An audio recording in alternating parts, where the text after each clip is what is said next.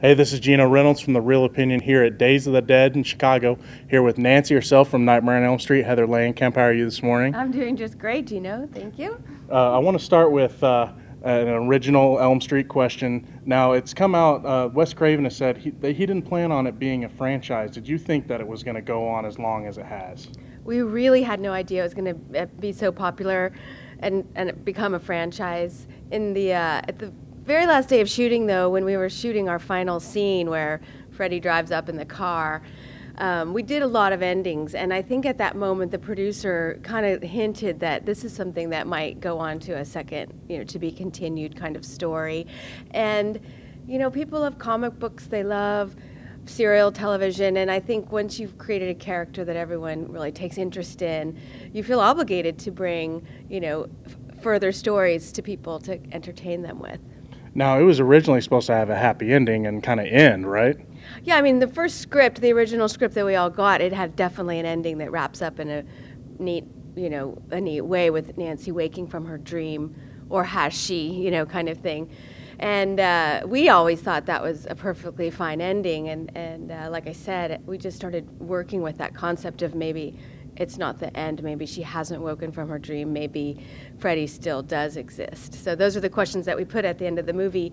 And, of course, it worked wonderfully, and they were able to go on and make, 9, 8 more. So. Now, you were noticeably, of course, absent from the second one. Were you ever approached for the sequel, or did they just decide we're going to move on from Nancy for now?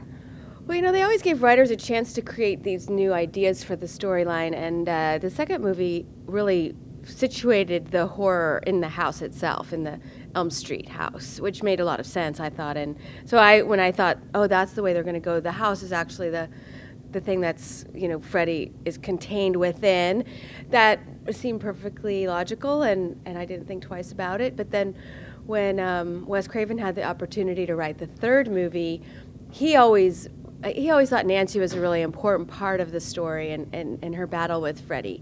And so he gratefully brought me back into the series at that point. And that's what I was going to ask you next. Now, we all know, of course, unfortunately, Nancy dies in the third one.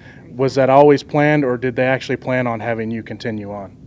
No, they always had Nancy dying, and I actually, people ask me about, like, oh, did that upset you? And I really feel like, in movies and stories, that the hero, when she sacrifices herself like that in the story, it really makes her a very important character.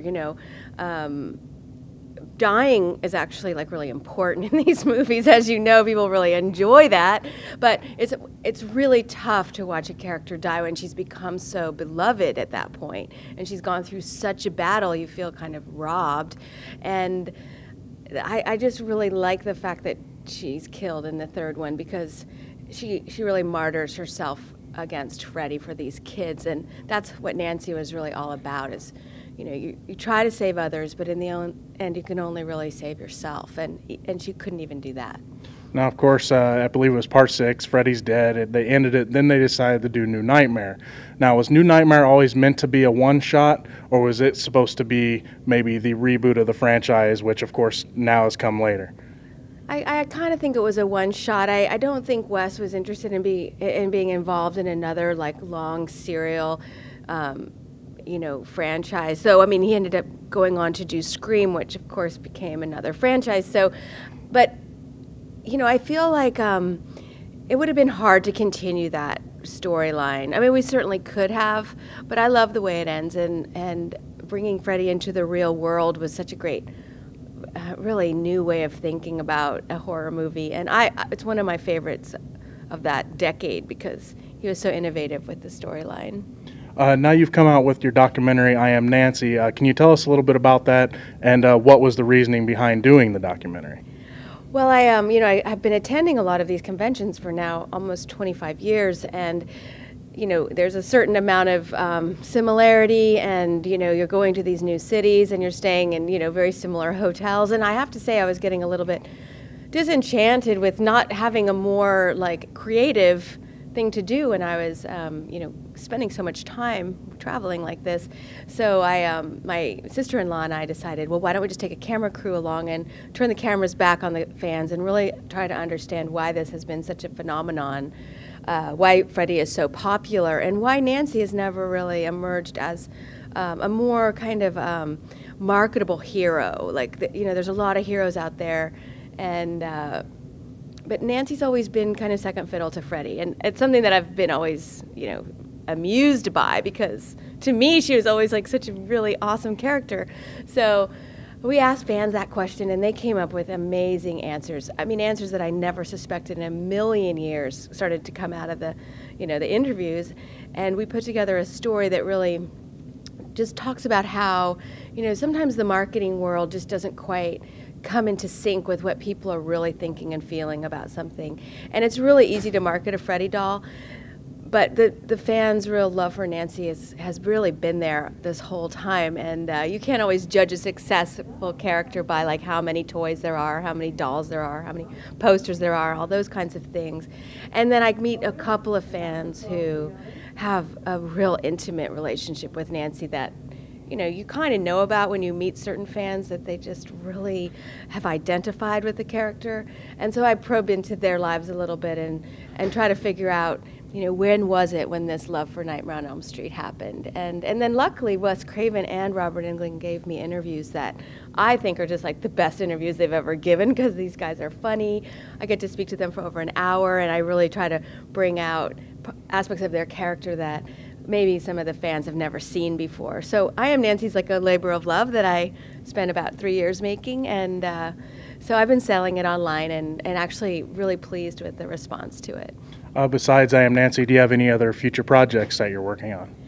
Well, I've been, trying to get more work. My kids are grown now, and my daughter is turning 18 next month, so I feel like I kind of have a freedom to go out and, being an actor is a very selfish profession. You have to, it's all about yourself, when you're trying to get jobs and go places or to work. And now that I can do that, I've done 2 jobs now. I did a movie called The Butterfly Room, where I play Barbara Steele's daughter, which she's a classic horror actress who I've always admired. And that was a great honor to be her daughter. And that's coming out, I hope, next year in January or February. And then I also just finished a movie called Home, which a young director from UCLA Film School has put together, and it's more of a ghost story, kind of a thriller, taking place in a home and with a little crazy little girl, one of those really disturbing ones. And so, as I get more opportunities to work, I kind of getting back on my feet and feel better about my, I was a little rusty there for a while. Well, Heather, thank you for your time. I'm a big Nancy fan, so just so you know. Oh, thank you. I'm a big fan. I love Freddie I'm so too, glad but to hear it. I do feel Nancy is just as important as Freddie you're very myself. kind So to say anyway, that. I appreciate your time. Well, I hope people come down and see us. This is a fun, really nice event. I'm having a good So, time yeah. myself. So anyway, thank you for your time. Great. Thank you for the interview. This has been Geno Reynolds from The Real Opinion at the Days of the Dead. Until next time.